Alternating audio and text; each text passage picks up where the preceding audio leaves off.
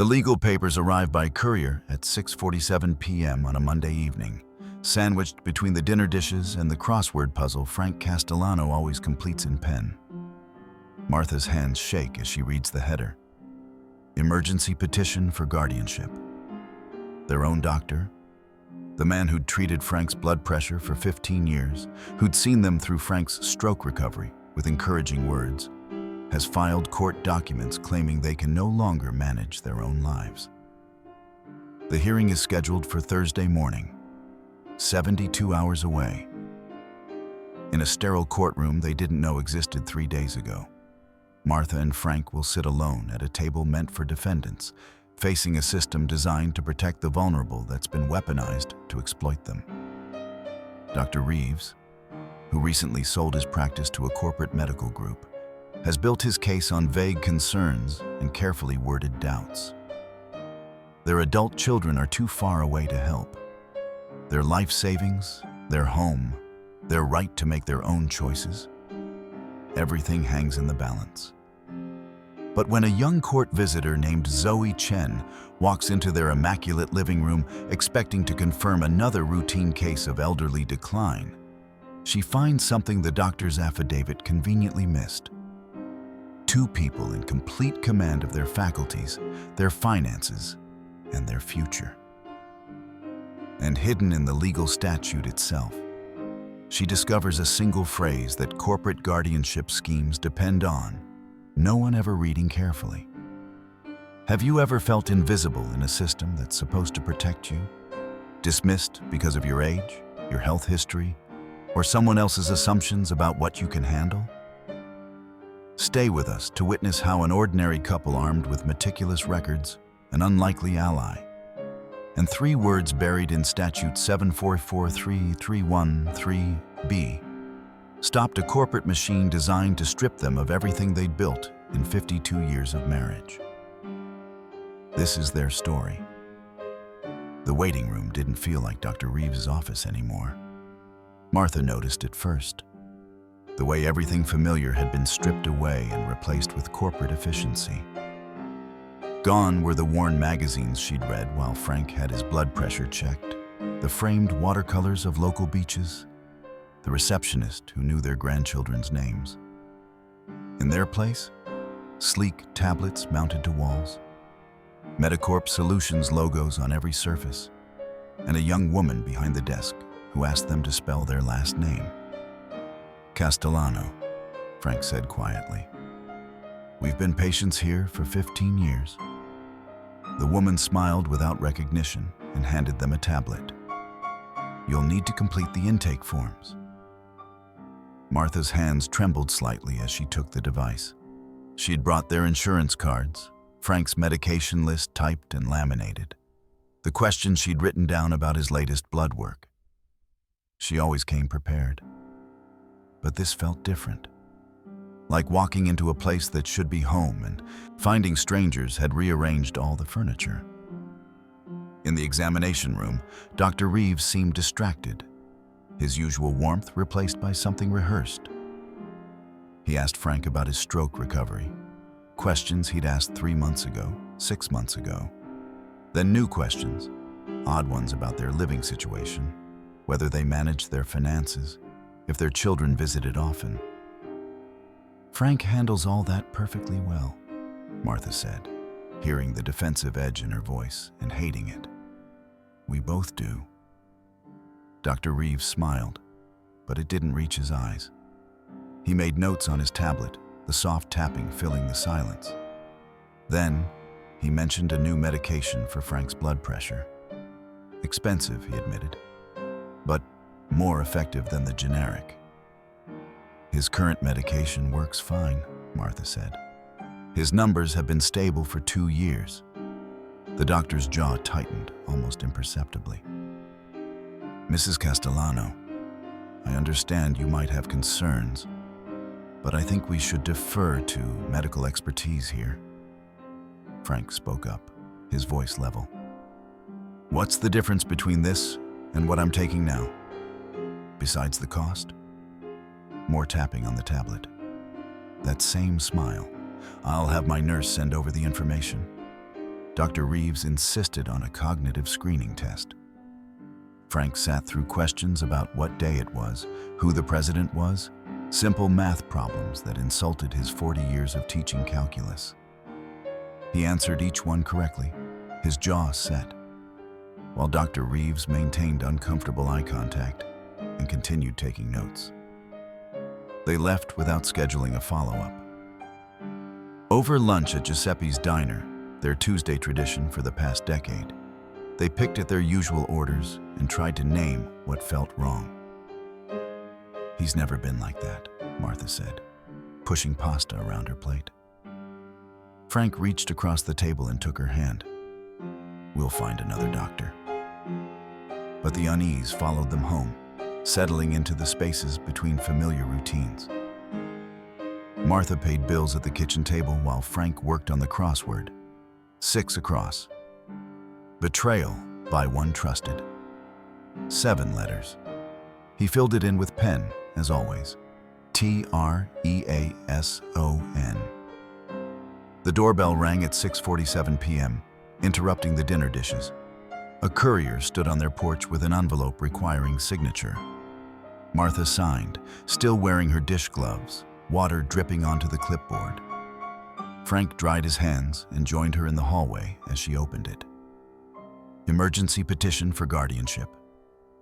The words swam on the page. Filed by Dr. Lawrence Reeves. Hearing scheduled for Thursday, 10:00 a.m., 72 hours away. Martha read aloud, her voice shaking. Petitioner asserts that respondents demonstrate diminished capacity to manage medical and financial affairs, placing themselves at risk of exploitation and harm. Frank took the papers from her hands, read them again, then once more. "This can't be right," he said finally. "This has to be a mistake." But the courthouse address was real. The judge's name was real. The date stamp was from this afternoon, filed hours after they'd left his office. Their entire life packaged into legal language that made them sound helpless. Martha couldn't sleep. She lay beside Frank in the darkness, listening to his breathing, steady, calm, the rhythm she'd fallen asleep to for 52 years. But tonight, it offered no comfort. Every time she closed her eyes, she saw those papers. Diminished capacity, unable to manage affairs, risk of exploitation. At 2:00 a.m., she gave up and went to the kitchen. The petition lay on the table where they'd left it, next to Frank's completed crossword and her half-finished grocery list. She read it again, searching for something she'd missed, some explanation that would make this nightmare make sense. She was still sitting there when Frank found her at dawn, surrounded by file folders and bank statements. "I'm organizing everything," she said, not looking up. "Financial records going back 5 years, our medication schedules, the mortgage refinancing we did in March. That was a good decision, Frank. We saved $200 a month. That's not diminished capacity. That's smart planning." Frank pulled out the chair beside her. His hand shook slightly as he reached for his coffee, a tremor that had lingered since the stroke. Martha watched him notice it, watched him deliberately steady the mug before lifting it to his lips. "We need a lawyer," he said. They spent Tuesday morning calling attorneys whose names Dorothy had helped them find online. The first one didn't handle emergency cases. The second was in trial all week. The third agreed to see them, but wanted $15,000 up front. "We have the money," Frank said carefully, sitting in the attorney's leather-appointed office that smelled of furniture polish and old money. "But not liquid. It's in retirement accounts. The house—" "I need the retainer by end of business Wednesday," the attorney interrupted, already glancing at her phone. "Emergency petitions move fast. If you can't meet that deadline, I can't help you." They drove home in silence. Martha's anxiety medication ran out that afternoon. She stood at the pharmacy counter, prescription in hand, and couldn't make herself hand it over. What if they were watching? What if asking for anti-anxiety medication now, of all times, proved Dr. Reeves' point? She put the bottle back in her purse and left. By Tuesday evening, Frank's chest pain started. "Stress," he said. "Nothing serious." But Martha saw him press his hand against his ribs, saw the way he breathed through it. She suggested the hospital. "No." His voice was sharp, then softer. "Martha, I can't. What if they call Dr. Reeves? What if they agree with him?" So they sat together on the couch, neither speaking, both understanding that their entire life had become evidence that could be used against them. Every decision, every symptom, every moment of normal human vulnerability suddenly felt dangerous. Dorothy came over with printouts, articles about guardianship abuse, horror stories that made Martha's hands shake. "You need to know what you're facing," Dorothy said gently. "But you also need to know you're not alone." After Dorothy left, Martha spread their financial documents across the dining room table. Bank statements, budget spreadsheets, tax returns, her color-coded medication charts, Frank's blood pressure pills, her anxiety medication she hadn't refilled, their vitamins organized by day. "Look at this," she said to Frank, hearing the desperation in her voice. "This is organization. This is competence. How do we show them this?" Frank sat at the table and pulled out a legal pad. His handwriting was steady as he began writing his statement to the judge. He wrote it once, crossed out lines, wrote it again. The wastebasket filled with crumpled pages. At midnight, Martha was still awake, still organizing. She created a timeline of their decisions over the past year. Refinancing the mortgage, choosing new insurance plans, helping Rachel through her divorce. Each entry included dates, reasoning, outcomes, evidence that their minds worked just fine. Frank finally took the pen from her hand at 2:00 a.m. "We should sleep," he said. "I can't." "I know." They stood in their kitchen, the house they'd maintained for 30 years, surrounded by proof of their competent lives. In 48 hours, they would walk into a courtroom and fight for the right to keep living them. Zoe Chen's Wednesday morning began with a stack of case files and the burnt coffee smell that permeated the courthouse basement offices. She pulled the Castellano assignment from her inbox at 8:00 a.m., skimming Dr. Reeves' affidavit while her computer booted up. Significant cognitive decline. Financial mismanagement. Respondents demonstrate concerning resistance to medical guidance and appear unable to manage complex decisions without supervision. She'd read 100 variations of the same language. This should be routine. Home visit, cognitive assessment, file her report recommending the guardianship proceed. She'd be done by lunch. But something nagged at her as she read more carefully. The affidavit was detailed in its concerns, yet vague in its evidence. Appears unable, maybe vulnerable, demonstrates resistance. Where were the missed appointments, the bounced checks, the actual incidents that would support these claims? She pushed the thought aside and drove to the address in her file.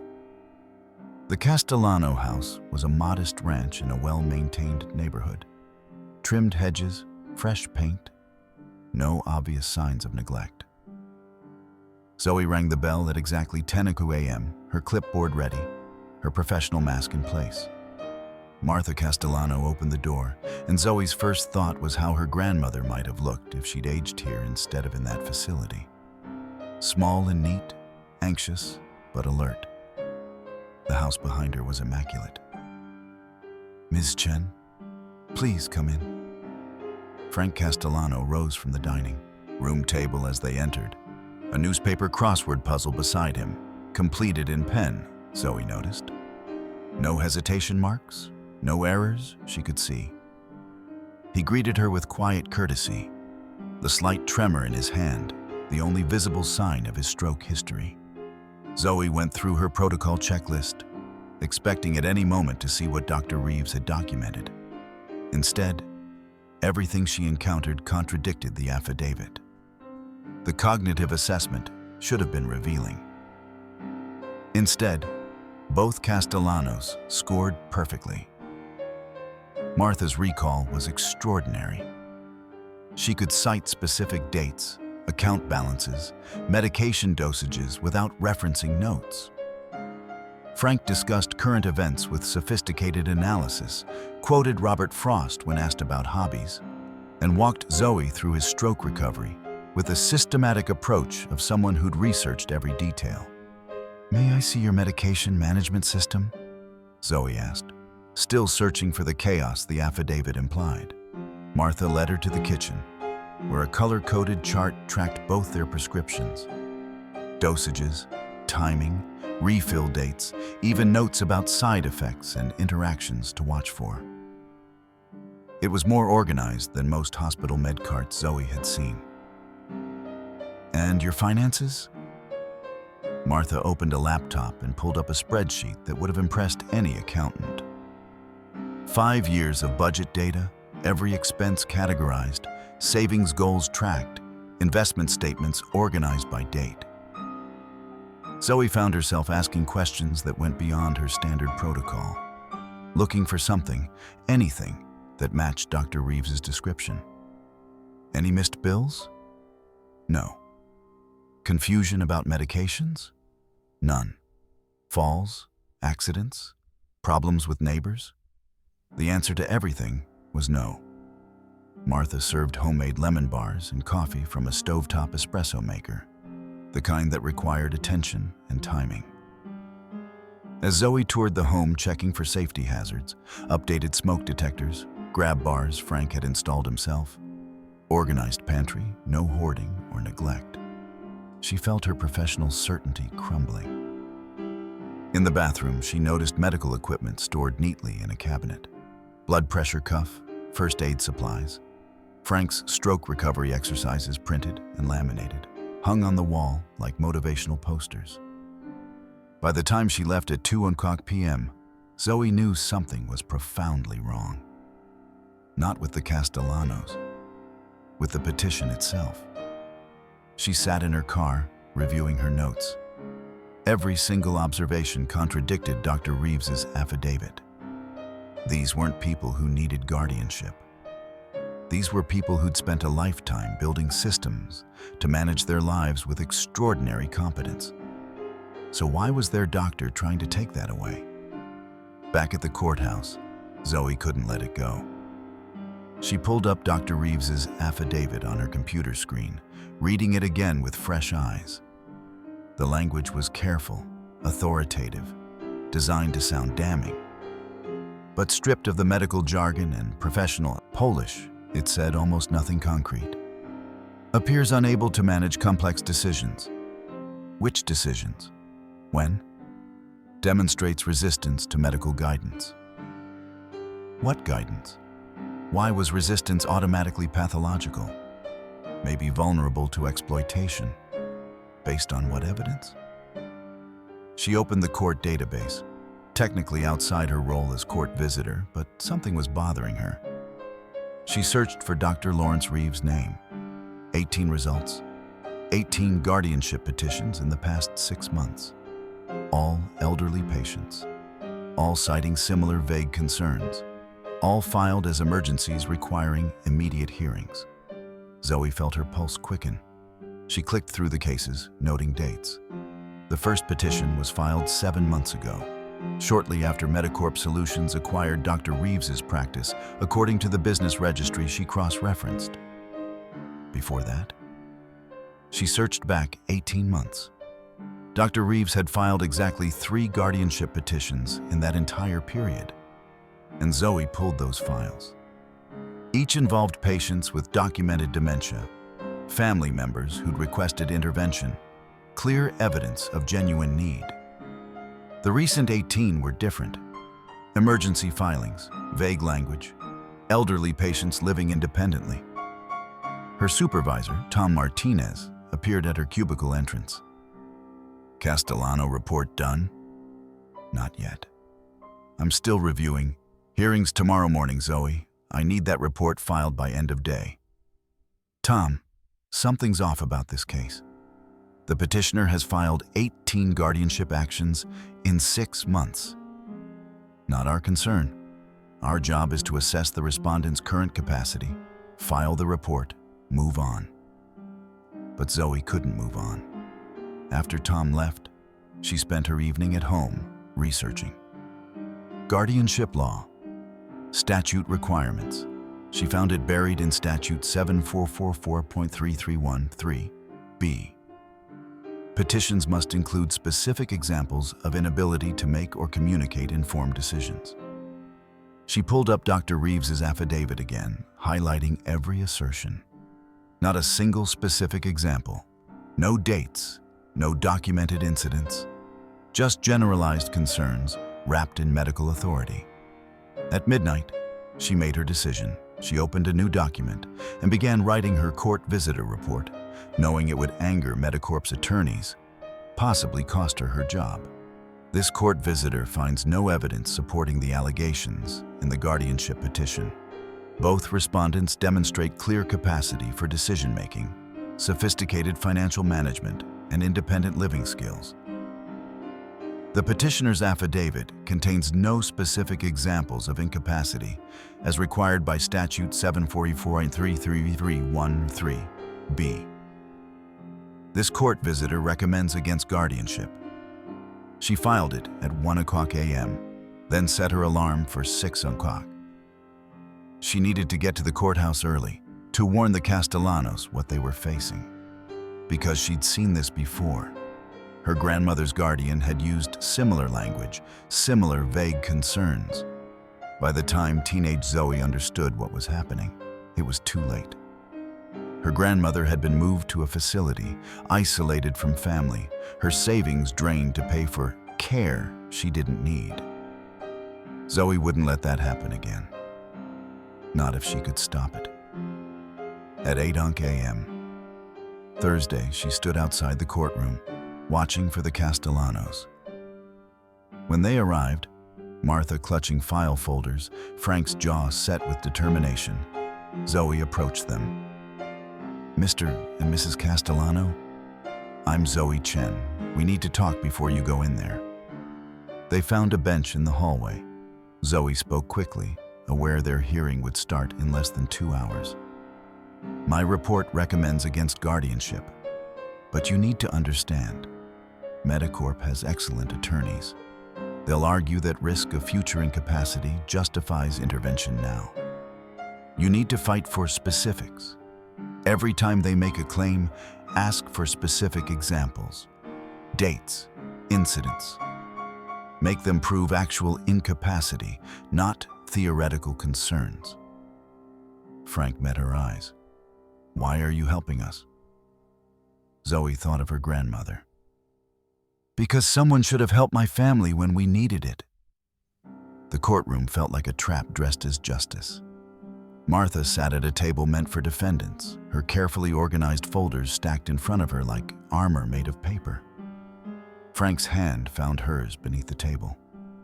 Warm, steady, the tremor barely noticeable. Across the aisle, Richard Breslin arranged his briefcase with the casual confidence of someone who'd never lost. Judge Patricia Moreno entered at exactly 10 o'clock. She was younger than Martha expected, maybe 60. With reading glasses on a chain and an expression that gave nothing away. Martha tried to read her face for kindness, for understanding, for any sign this wouldn't be the nightmare Dorothy's articles had described. All rise. The formality of it made Martha's chest tight. This was their life being discussed like a case number. Their 52 years of partnership reduced to legal proceedings. Dr. Reeves took the stand first, his white coat replaced by a suit that somehow carried the same authority. Under Breslin's gentle questioning, he spoke with medical precision about Frank's stroke, Martha's anxiety, their concerning resistance to recommended treatment. In your professional opinion, Breslin asked, his voice smooth as expensive whiskey, do the respondents demonstrate capacity to manage their own affairs? Dr. Reeves paused, performing concern. I have serious doubts. Mr. Castellano's post-stroke cognitive function shows troubling signs of decline. Mrs. Castellano's anxiety manifests in ways that impair judgment. Together, they've created a situation where neither can adequately care for the other. Martha wanted to scream. Frank squeezed her hand tighter. Then something shifted. Judge Moreno leaned forward, pen poised. Dr. Reeves, your affidavit mentions concerning signs of diminished capacity. Can you provide specific examples? The doctor blinked. Well, as I noted, there are multiple indicators. Specific examples, please. Dates, incidents, documented behaviors. Mr. Castellano questioned a cardiac procedure I recommended, showing confusion about medical necessity. Questioning a procedure indicates confusion. When combined with other factors, his stroke history, his wife's mental health concerns, other factors aren't what I asked for. Judge Moreno's voice remained neutral, but something in her tone made Breslin glance up sharply. The statute requires specific examples of inability to make informed decisions. Do you have any? The silence stretched. Dr. Reeves adjusted his tie. Your Honor, the totality of circumstances. Yes or no, Doctor? The situation is complex. I'll take that as a no. Martha felt Frank's hand relax slightly in hers. Judge Moreno was actually listening, actually reading the words instead of just processing paperwork.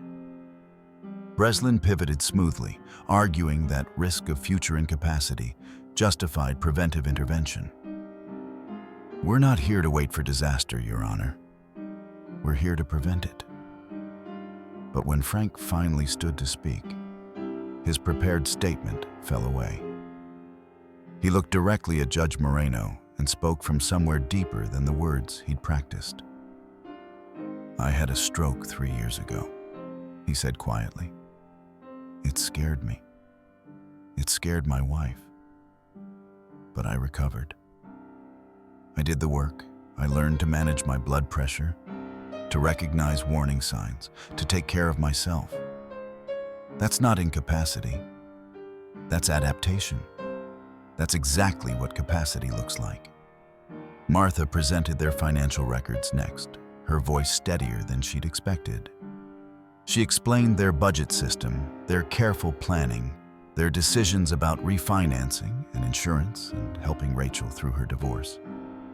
Behind them, someone shifted. Martha glanced back and saw Zoe Chen slide into the courtroom's back row, her expression fierce with something that looked like hope. Judge Moreno studied the papers before her for a long moment. Then she looked up, meeting Martha's eyes directly. I'm ordering a 30-day continuance for further evaluation. Outside the courthouse, sunlight felt wrong. Too bright, too ordinary for a day that had upended their lives. Martha stood on the steps, clutching her folders, trying to process what 30 days meant. More waiting, more uncertainty, more time for Medicorp to build their case while she and Frank lived under scrutiny. Mr. and Mrs. Castellano? Zoe Chen approached them, her official clipboard left behind somewhere. She looked younger outside the courtroom, almost nervous. I shouldn't do this, she said quietly, glancing back at the courthouse doors. But something's very wrong here. She pulled out her phone, typed quickly, then showed them her screen. That's my personal number. If you need anything, if anything happens, call me. Frank studied her face. Why are you helping us? Because my grandmother needed someone to help her, and no one did. Zoe's voice was steady, but Martha heard the old pain underneath. That 30-day continuance? It's a gift. Use it. That evening, Zoe called with a name. Patricia Kim, elder law attorney, solo practice, reputation for fighting corporate guardianship schemes. She took on a nursing home chain 3 years ago and won.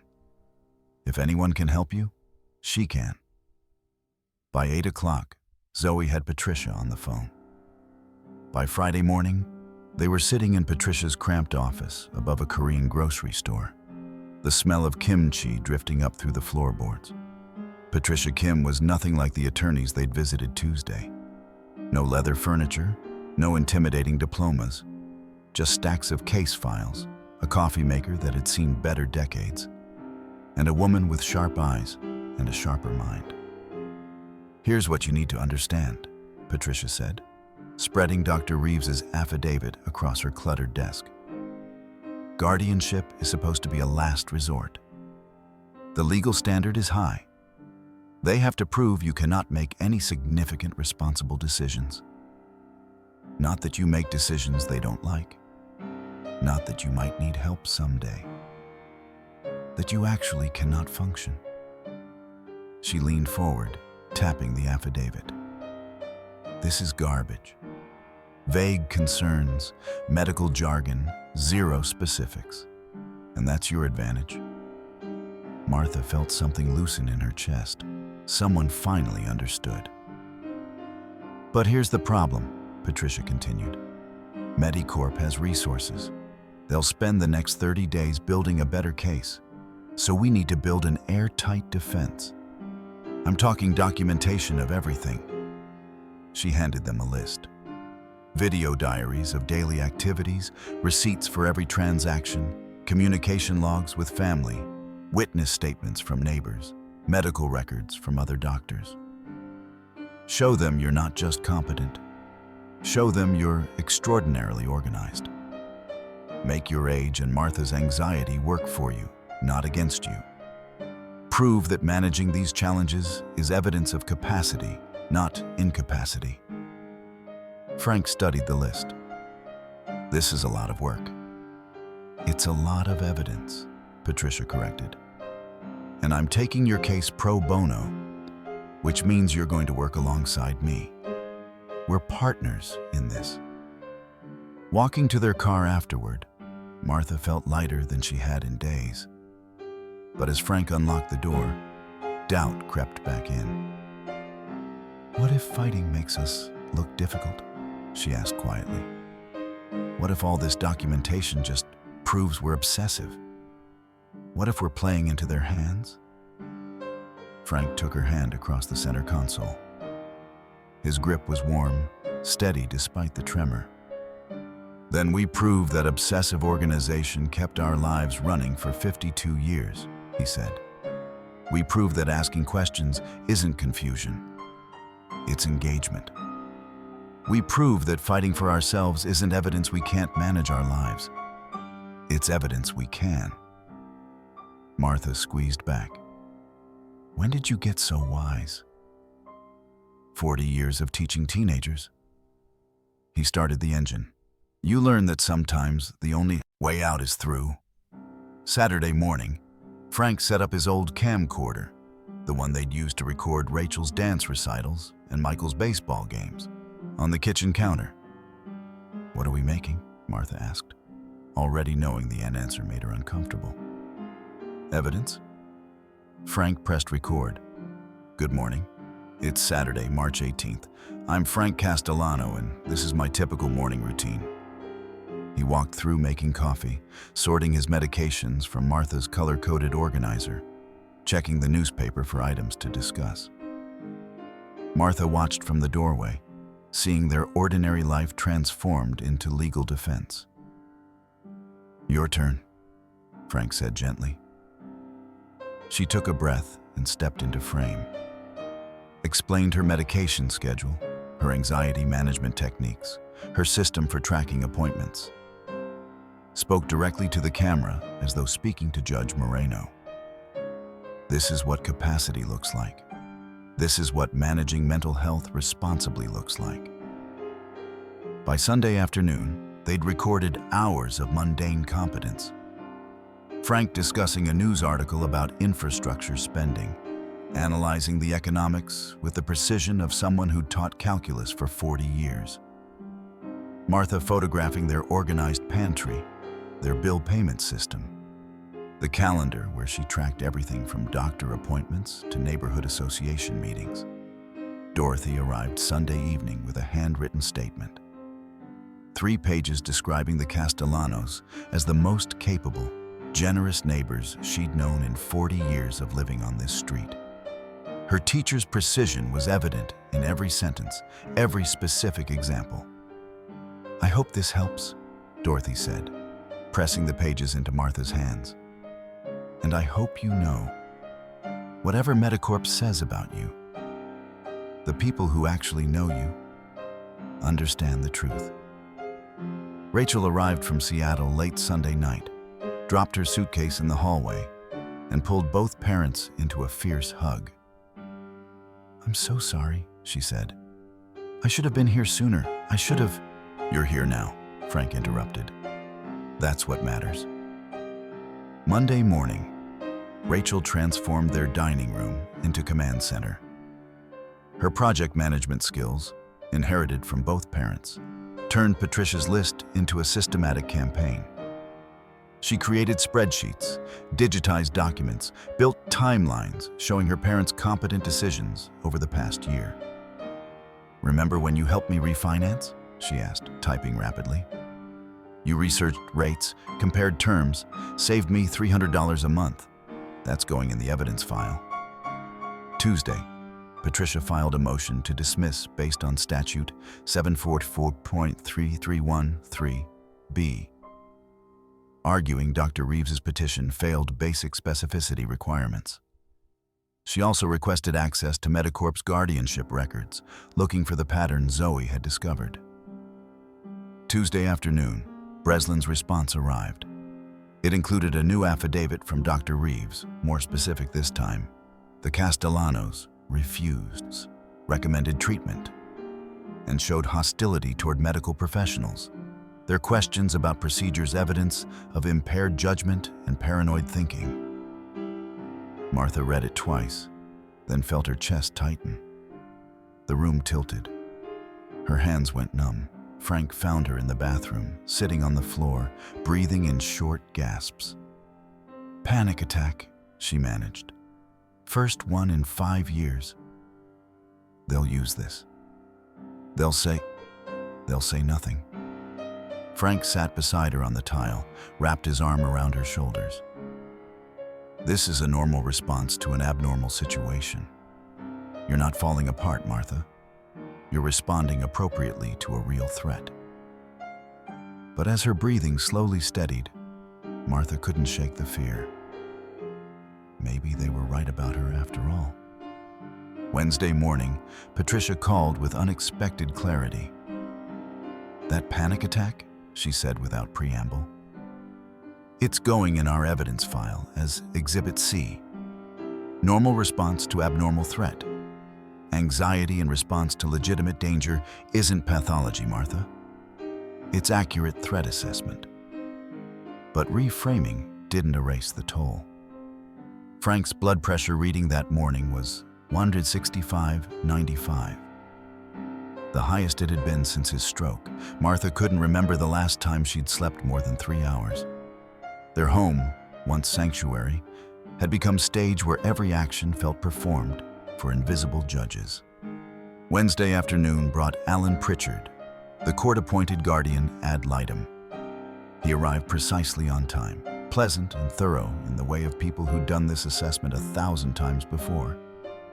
Semi-retired, Dorothy had reported, supplementing his pension with guardian work.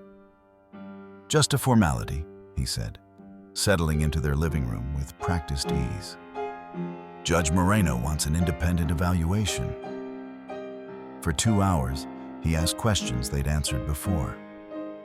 Their daily routines, medical management, financial decisions. Frank explained their budget system. Martha walked him through their medication schedules. Normal conversation punctuated by Pritchard's note-taking. Then Frank reached for documents on the coffee table and knocked over his water glass. The spill was small. A few ounces soaking into napkins Martha grabbed immediately. But the moment stretched, suspended, as Pritchard watched Frank's hand tremble while he helped clean up. "Stroke recovery," Frank said quietly. "Minor tremor. Doesn't affect function." Pritchard nodded, wrote something, moved on to the next question. After he left, Martha found Frank in the garage, staring at the wall where he'd hung his tools, each in its designated place, maintained with the precision of 40 years teaching geometry. "He saw weakness," Frank said. "He saw you spill water. Everyone spills water. Everyone isn't fighting to prove they're competent." Thursday brought worse news. Dorothy arrived with a tight expression and information that made Martha's chest constrict. "Someone from Medicorp was asking the neighbors about you," Dorothy said. Young man in a polo shirt with their logo, asking if we'd noticed concerning behavior, if you seemed confused, if we worried about your safety. The pressure campaign was subtle, insidious. Plant doubt, create narrative, make the guardianship seem not just reasonable, but necessary. Friday morning, Patricia called with their first real victory. Judge Moreno had granted access to Medicorp's guardianship petition records. But she'd denied the motion to depose Dr. Reeves, calling it premature. "We'll work with what we have," Patricia said. That evening, Zoe arrived with pizza and revelation. She spread documents across their dining room table. Corporate filings, business registrations, complaint records she'd spent days tracking down. Medicorp's parent company shares board members with Golden Years Senior Living, she said, connecting dots with a pen. 12 of the 18 petitions resulted in guardianships. 11 of those 12, the Guardian moved the ward to a Golden Years facility within 60 days. Rachel leaned forward, her project manager instincts engaged. "That's not coincidence. That's pattern." "That's business model," Zoe corrected. "The Guardians bill for services, the facilities bill for care. Medicorp's doctors generate the pipeline." Frank studied the documents, his teacher's mind cataloging connections. "Can we prove it?" "We can show it," Patricia said from the doorway. None of them had heard her arrive. "We can show the pattern, raise questions, make Judge Moreno uncomfortable. We don't need to prove criminal conspiracy. We just need to create reasonable doubt about their motives." Martha looked at the evidence scattered across her table. The same table where she'd organized their defense, where Rachel had built spreadsheets, where they'd eaten family dinners for 3 decades. "They're not trying to protect us," she said quietly.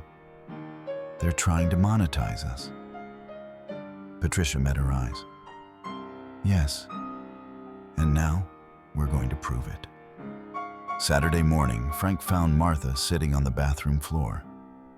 She wasn't crying, she wasn't hyperventilating. She was just sitting there in the pre-dawn darkness, arms wrapped around her knees, staring at nothing. "Martha? Maybe they're right." Her voice was hollow, emptied of everything that made it hers. "Maybe we can't handle this. Maybe fighting back just proves we're difficult.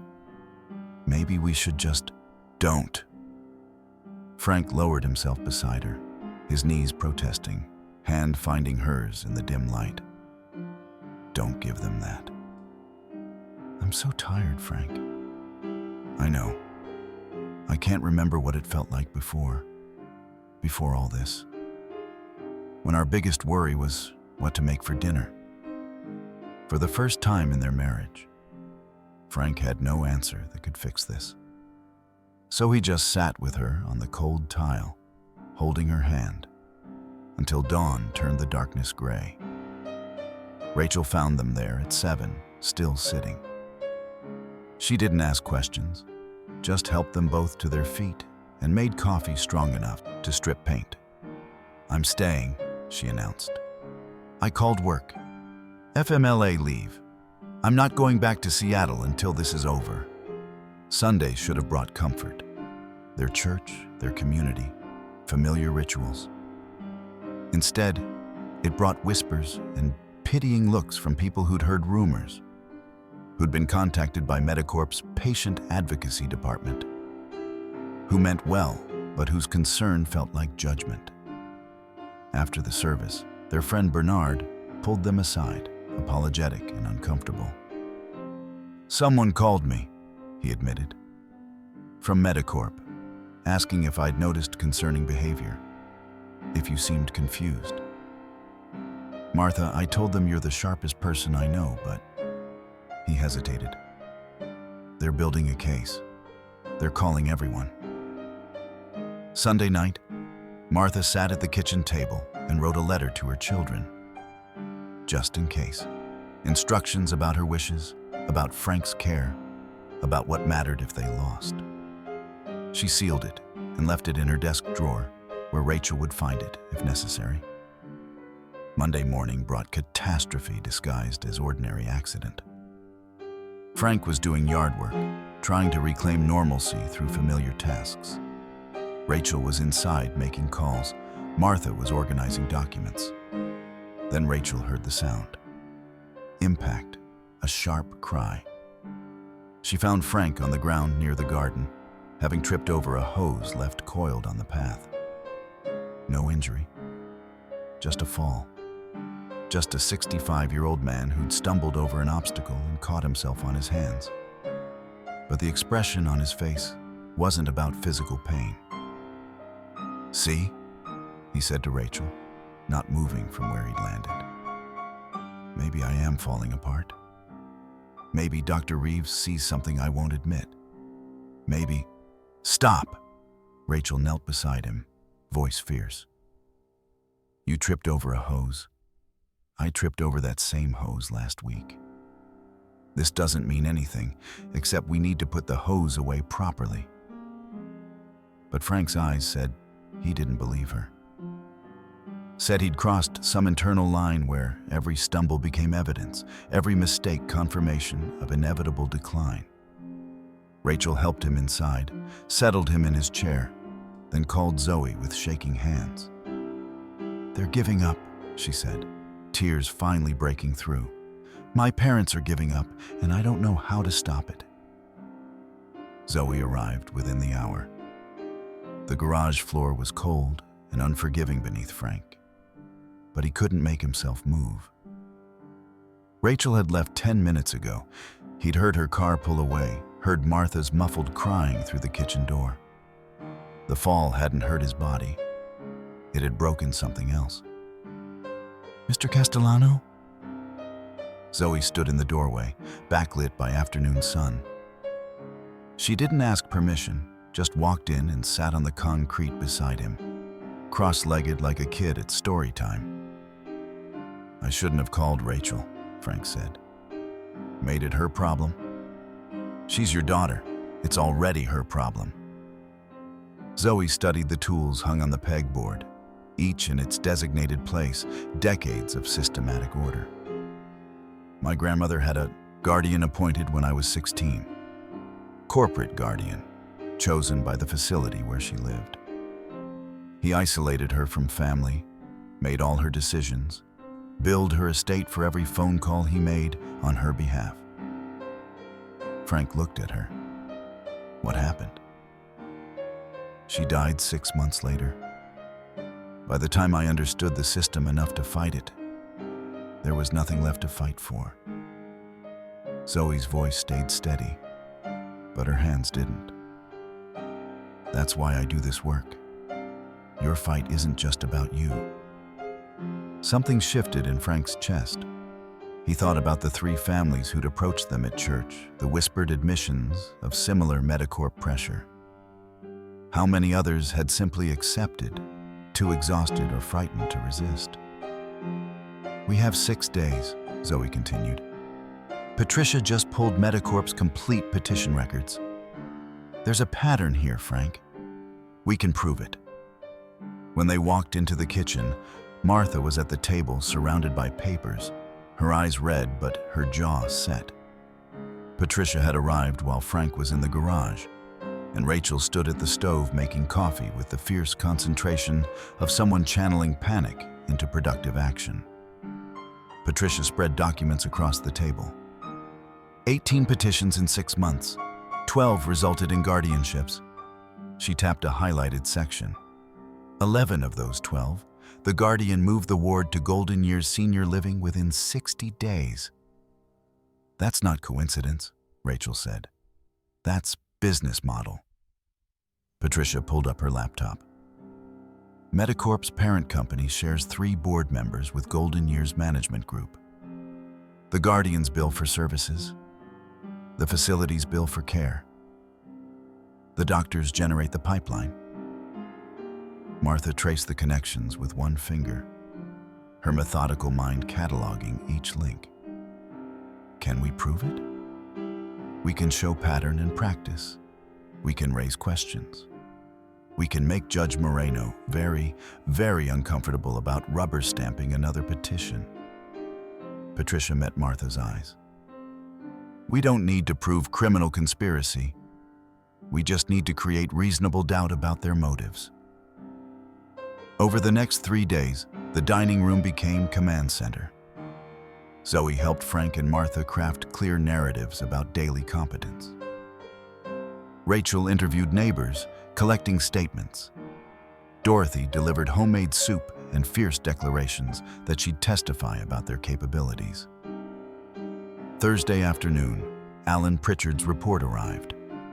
Limited guardianship recommended, partial victory for Medicorp, stripping away financial autonomy while maintaining appearance of moderation. The final hearing was scheduled for Wednesday. Frank found Martha in their bedroom that night, staring at the ceiling. He lay beside her in the darkness. I keep thinking about those other families, Martha said quietly. The ones who didn't fight back. We're fighting for them too. Are we winning? Frank reached for her hand. His tremor was barely noticeable now, or maybe she'd just learned not to notice it. We're still here. We're still us. That's winning something. Outside, spring rain drummed against the roof. Inside, surrounded by evidence of their competent lives, they held each other and prepared for battle. Patricia arrived Friday morning with cardboard boxes and a battle plan. She cleared the Castellanos' dining table, the same table where Martha had organized their defense, where Rachel had built spreadsheets, where they'd eaten family dinners for 30 years and transformed it into war room headquarters.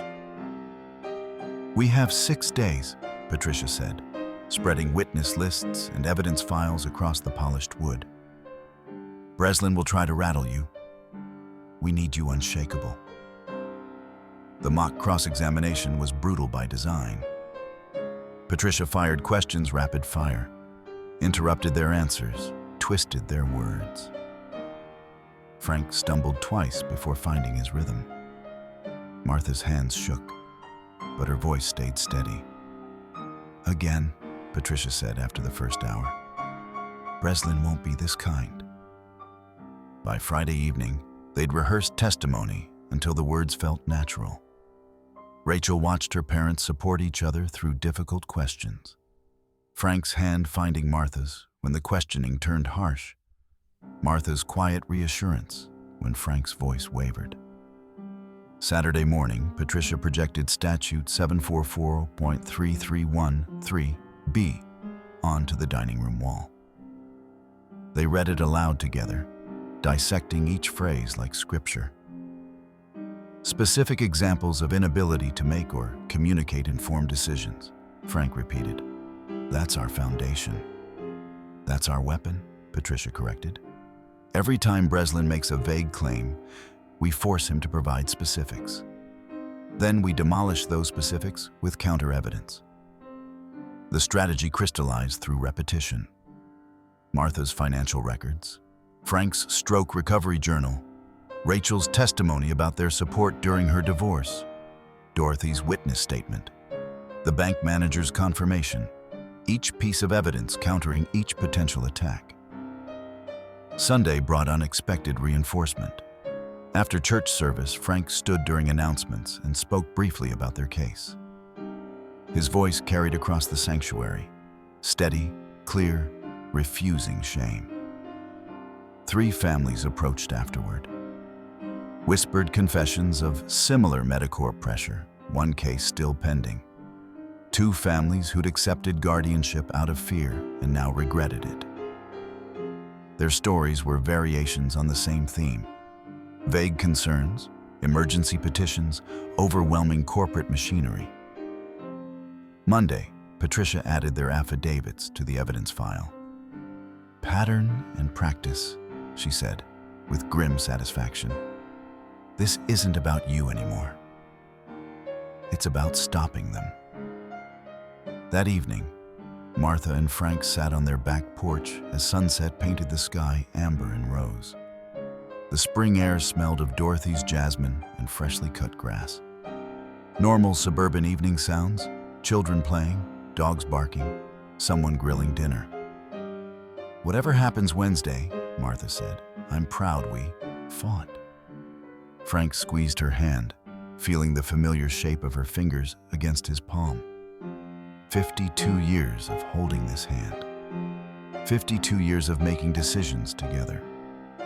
What house to buy, what college for the kids, whether to refinance the mortgage, how to face his stroke, how to manage her anxiety. "We're not done fighting yet," he said. Inside, Rachel was reviewing their timeline of evidence. Zoe had called to confirm she'd testify about the Medicorp pattern. Patricia was preparing her opening statement, finding the perfect words to translate their ordinary competence into courtroom truth. The tools on Frank's pegboard hung in designated places. Martha's color-coded medication chart tracked their prescriptions with meticulous accuracy. The budget spreadsheet showed 5 years of careful planning. The house itself stood as evidence: maintained, organized, loved. Wednesday morning, they would walk into that courtroom and prove what they'd always known. Capacity wasn't perfection. It was the ability to reason, choose, and communicate decisions.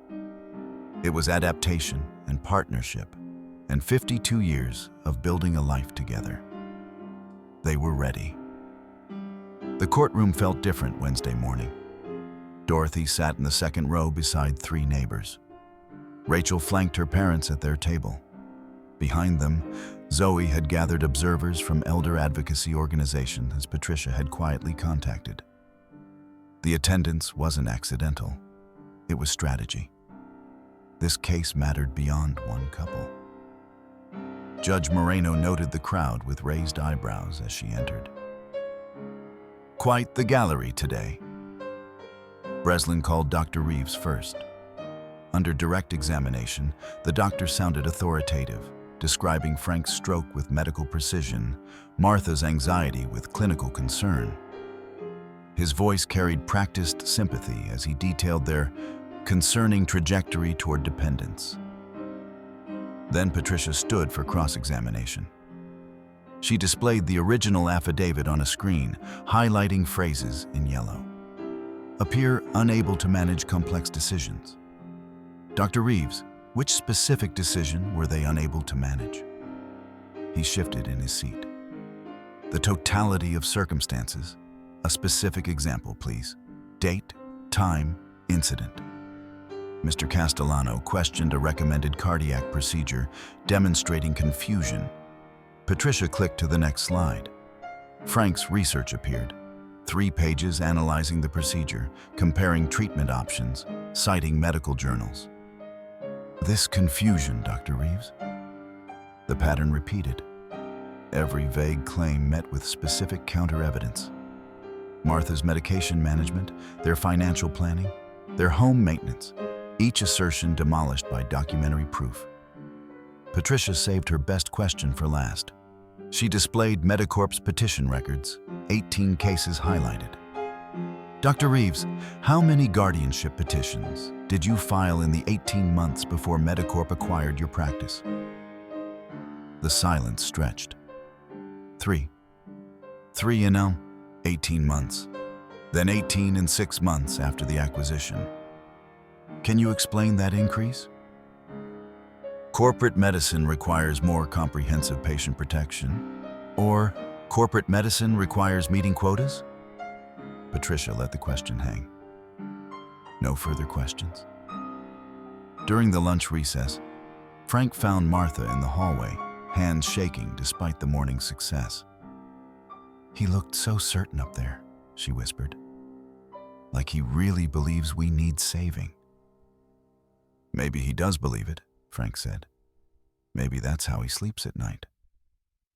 After lunch, Breslin called his damage control witnesses. The Medicorp administrator spoke about patient welfare protocols. Alan Pritchard repeated his recommendation for limited guardianship, emphasizing theoretical risk over actual evidence. Then Patricia called Dorothy. The retired teacher sat straight in the witness box, her voice carrying teacher's authority. She described watching the Castellanos help her through Walter's death, detailed their community involvement, recounted specific incidents of competent decision-making. When Breslin tried rattling her with aggressive questioning, Dorothy met his eyes steadily and answered each question with devastating clarity. The bank manager confirmed excellent financial management. Rachel testified about her parents supporting her through divorce, flying to Seattle, helping with kids, providing both practical assistance and emotional wisdom. Then Frank took the stand. Patricia walked him through a typical day: waking, medications, breakfast decisions, bill paying, crossword puzzles, home repairs, helping neighbors. Not dramatic competence, just ordinary, mundane capability repeated day after day after day. Breslin's cross-examination tried creating confusion through rapid-fire questions. Frank remained calm, answering thoughtfully, taking his time. Finally, Martha testified. She addressed her anxiety directly, explained her coping strategies, walked through their budget with authority that made it clear she managed their financial life with sophisticated precision. When she finished, she looked at Judge Moreno and spoke from somewhere deeper than prepared testimony. "We're not perfect, but we're capable, and we've earned the right to keep making our own choices." The courtroom fell silent. After lunch, Breslin launched his damage control campaign. He called a Medicorp administrator, polished, professional, radiating corporate concern. She testified about their commitment to patient welfare and evidence-based protocols for identifying at-risk elderly patients who lack adequate family oversight. The implication hung in the courtroom air. Out-of-state children meant absent children. Rachel's presence 3 rows back, taking notes with project manager precision, undermined the narrative wordlessly. Breslin then called Alan Pritchard. The guardian ad litem described his assessment with bureaucratic thoroughness, emphasizing vulnerable age and recent health concerns as justification for protective oversight. His testimony sounded reasonable, measured, entirely divorced from the actual people he'd interviewed. Patricia's cross-examination was gentle but devastating. "Mr. Pritchard, during your assessment, did you find any evidence that the Castellanos cannot make informed decisions?" "Not specifically, but not specifically or not at all." Pritchard shifted. "Not at all. However, their age and health history suggests theoretical risk." "Theoretical risk. Thank you, Mr. Pritchard. No further questions." Then Patricia called her witnesses. Dorothy took the stand with teacher's authority, describing specific incidents. The Castellanos organizing neighborhood snow removal last winter, Martha coordinating meal trains for sick neighbors, Frank repairing her porch railing after Walter died. When Breslin tried rattling her with aggressive questioning, Dorothy met his eyes steadily. "Young man, I taught middle school for 30 years. You'll need to try harder than that." The courtroom rippled with suppressed laughter. Even Judge Moreno's mouth twitched. The bank manager confirmed excellent financial management. Accounts balanced to the penny, bills paid early, sophisticated understanding of interest rates and investment strategies. Rachel testified about her parents supporting her through divorce, providing not just money, but wisdom, flying to Seattle to help with kids while she navigated legal proceedings. Then Frank took the stand. Patricia walked him through an ordinary day with surgical precision. Morning medications, which ones, what time, why those dosages. Breakfast decisions, accounting for his dietary restrictions and Martha's preferences. Reading the newspaper, completing crosswords, discussing current events. Bill paying, home maintenance, helping neighbors. Each mundane detail building irrefutable picture of capability. Mr. Castellano, please describe your stroke recovery process. Frank's voice steadied as he explained. I researched rehabilitation techniques, consulted medical journals, developed a systematic approach. I tracked my progress daily, physical therapy exercises, cognitive challenges, blood pressure monitoring. I learned warning signs, modified risk factors, worked with my medical team. That's not incapacity, that's adaptation. Breslin's cross-examination tried creating confusion through rapid-fire questions, interrupting answers, implying contradictions. Frank remained calm, taking his time, answering thoroughly. 40 years teaching teenagers had prepared him for hostile questioning. Finally, Martha testified. She addressed her anxiety directly, voice steady despite shaking hands. I've managed generalized anxiety disorder since my 30s. I take medication. I use coping strategies. I monitor my symptoms. I ask for help when needed. That's not incapacity. That's responsible self-care. She presented their financial records with quiet authority, walking Judge Moreno through 5 years of budgets, explaining their refinancing decision, detailing their careful planning. Then she set down the papers and looked directly at the judge. Your Honor, we're not perfect. Frank's hand trembles sometimes. I have anxiety. We're aging, and aging isn't always graceful, but we're capable. We make decisions together, what to eat, how to spend money, when to ask for help. We've earned the right, in 52 years of partnership, to keep making our own choices. Unless there's specific proof, we cannot, not theoretical concerns about what might happen someday. We're here now. We're competent now. That should matter. The courtroom fell silent. Even Breslin had no immediate response. Closing arguments began at 4 o'clock. The afternoon sun slanted through courtroom windows, casting long shadows across the floor. Martha gripped Frank's hand beneath the table. Breslin stood first, his expensive suit perfectly pressed, his voice carrying polished authority. Your Honor, this case isn't about the Castellanos' current capacity. It's about preventive protection. Mr. Castellano suffered a stroke. Mrs. Castellano manages anxiety disorder. They're 73 and 75 years old. The medical evidence suggests they're on a trajectory toward dependence. He paused for effect. Guardianship exists precisely for situations like this. To provide oversight before crisis occurs, before someone gets hurt, before assets are lost. The Castellanos may present well today, but Dr. Reeves's medical expertise identifies concerning patterns.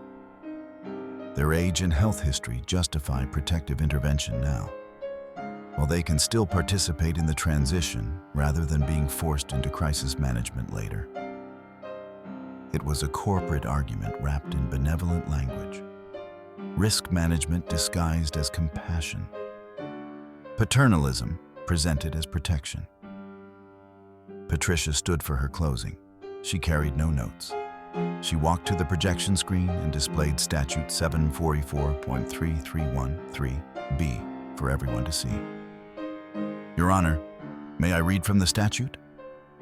At Judge Moreno's nod, Patricia read aloud. A petition for guardianship must include specific examples of inability to make or communicate informed decisions regarding the essential requirements for physical health and safety. She paused, letting the words settle.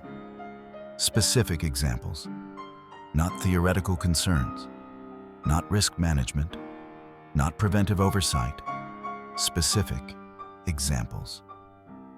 She turned from the screen to face the courtroom. Dr. Reeves has provided none, because none exist. The Castellanos aren't on a trajectory toward dependence. They're living competently, making informed decisions daily, managing their health responsibly. Yes, Frank had a stroke 3 years ago. He recovered. He adapted. He researches, plans, monitors his health with sophistication that puts younger people to shame. Her voice grew stronger. Yes, Martha manages anxiety with medication, coping strategies, and self-awareness that demonstrates remarkable capacity. Her anxiety spiked during this process because she's accurately assessing a genuine threat to her autonomy. That's not incapacity. That's appropriate response to inappropriate action. Patricia walked through their evidence methodically. Perfect cognitive assessments, meticulous financial management, sophisticated medical literacy, community involvement, family relationships, each data point demolishing Medicorp's vague assertions. Then she addressed the pattern. Dr. Reeves filed 3 guardianship petitions in 18 months before Medicorp acquired his practice, 18 in 6 months after. The corporate connections to Golden Years Senior Living raised troubling questions about motivation. We're not alleging fraud, Your Honor. We're simply noting that financial incentives exist, and this petition fits a pattern that deserves scrutiny.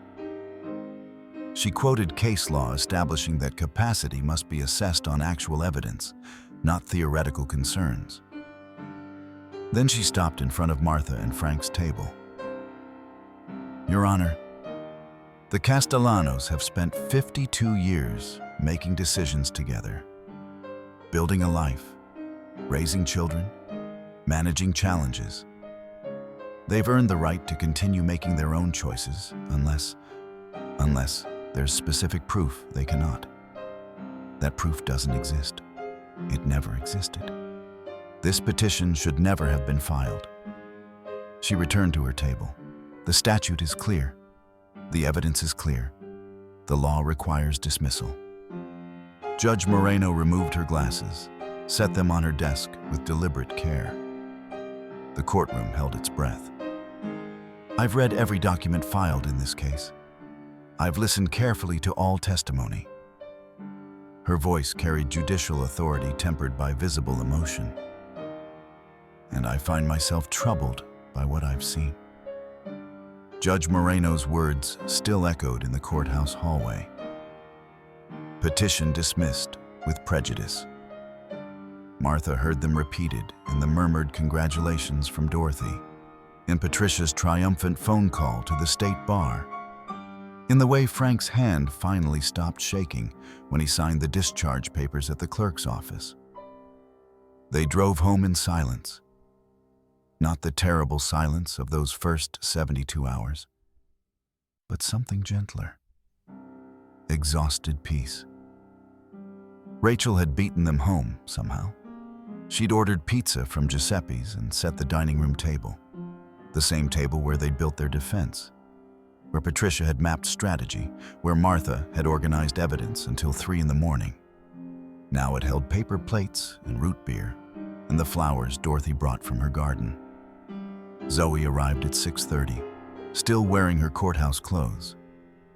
Patricia came 20 minutes later with a bottle of champagne she'd been saving for a case worth celebrating. Frank opened it carefully, his hand steady, and poured 5 glasses plus sparkling cider for Rachel. To the right words in the right place, he said, raising his glass. And the right people to help us find them. They drank, and Martha tasted relief so profound It made her throat tight.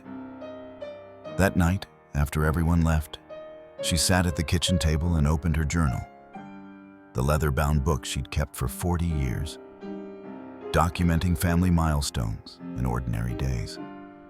She wrote carefully, aware this entry mattered. Today, we won. Not because we're extraordinary, but because the law, properly applied, protects the vulnerable from the powerful. We learned that sometimes the system works. If you have someone who knows how to make it work for you, and the courage to demand it does. 3 months later, the consequences rippled outward.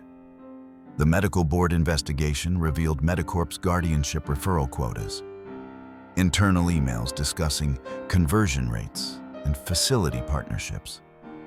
Sanctions followed. Policy changes. Dr. Reeves quietly left the company, his license under review. 2 families who'd approached the Castellanos at church successfully challenged their guardianships. A 3rd case was pending. Local news ran a story about corporate guardianship abuse, citing their case as the turning point.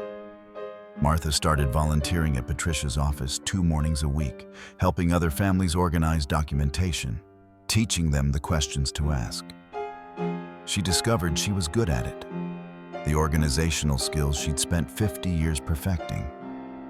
The attention to detail others had dismissed as compulsive, suddenly invaluable. Frank spoke at senior centers about self-advocacy and rights.